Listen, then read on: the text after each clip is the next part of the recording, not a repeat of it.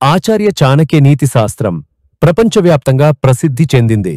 ఆచార్య చాణక్యుడు తన నీతి శాస్త్రంలో ఒక వ్యక్తి జీవితానికి సంబంధించిన ప్రతి అంశాన్ని వివరించాడు. ఈ గ్రంథంలో ఆచార్య చాణక్యుడు విజయవంతం కావడానికి చిట్కాలను కూడా ఇచ్చాడు. నేటి జనరేషన్కు చెందిన వ్యక్తులు కూడా తమ జీవితంలో ఈ నీతి సూత్రాలను అవలంబిస్తే వారు విజయం సాధించగలరని పెద్దలు చెబుతారు. ఆచార్య చాణక్యుడు ప్రకారం జీవితాంతం పేదలుగా ఉన్నవారు చాలా మంది ఉన్నారు. తన నీతి శాస్త్రంలో ఒక వ్యక్తి ఎప్పటికీ పేదరికంలో జీవించడానికి అనేక కారణాలను చెప్పాడు. వ్యక్తుల పేదరికానికి మొదటి కారణం కర్మ. ఎవరైనా కష్టపడి పనిచేయకపోతే వారు అభివృద్ధి చెందడం చాలా కష్టం.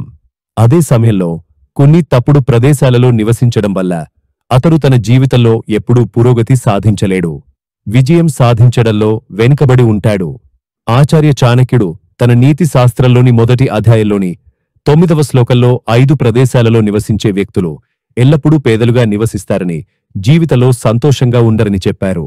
అలాంటి వ్యక్తులు ఎంత ప్రయత్నం చేసినా ఎప్పటికీ పురోగమించలేరు. అలాంటివారు మూర్ఖులుగా జీవిస్తారు. ఈ వ్యక్తులకు పురాణ జ్ఞానముండదు. వాటిని నేర్చుకోవడానికి ప్రయత్నించరు. మొదటిది బ్రాహ్మణులు లేని ప్రదేశం. చాణక్యుడు ప్రకారం వేదాలు తెలిసిన బ్రాహ్మణులు నివసించని ప్రదేశంలో నివసించే ప్రజలు ఎల్లప్పుడూ పేదలుగా నివసిస్తారు.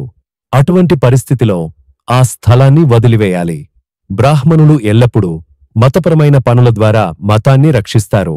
రెండవది వ్యాపారవేత్తలు. వ్యాపారవేత్తలు నివసించని ప్రదేశంలో నివసించేవారు ఎప్పటికీ పేదలుగా జీవిస్తారు. అక్కడ నివసించే ప్రజలు సొంతంగా దొరికిన పనులు చేసుకుంటూ జీవిస్తారు. దుర్భర జీవితాన్ని గడుపుతారు. కనుక వ్యాపారవేత్తలు లేని ప్రదేశాన్ని కూడా వదిలివేయాలి. మూడవది అద్భుతమైన పాలన అధికారులు. నీతి నిజాయితీ లేని అధికారులు లేని ప్రదేశంలో పాలన సరిగ్గా ఉండదు. పాలనా లోపం వల్ల అక్కడ అరాచకం విస్తరిస్తుంది. అలాంటి చోట నివసించడం వల్ల ఎవరూ అభివృద్ధి చెందలేరు. నాలుగవది నది లేని ప్రదేశం. మానవ జీవితంలో నీరు అత్యంత అవసరమైన వస్తువు. నది లేని ప్రదేశంలో నివసించడం తగదని, నది లేకుండా జీవితం చాలా కష్టమని చాణక్యుడు చెప్పాడు. జీవితం, నీటిపారుదల, ఈ రెండింటికి నీరు అవసరం. కనుక నదులు లేని చోట నివసించవద్దు. ఐదవది వైద్యుడు లేని ప్రదేశం.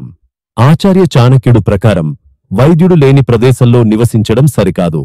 ఏదైనా వ్యాధి కలిగినప్పుడు తగిన చికిత్స అవసరం. వైద్యుడు లేకుండా సాధ్యం కాదు.